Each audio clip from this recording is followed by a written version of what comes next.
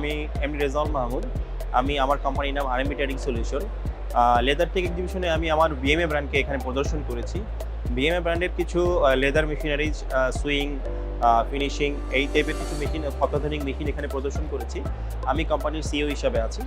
আমরা আসলে লেদার সেক্টরকে আমাদের দেশে আরও সামনের দিকে এগিয়ে নেওয়ার জন্য এই লেদারের মেশিনারিজ এক্সিবিশনে পার্টিসিপেট করে থাকি।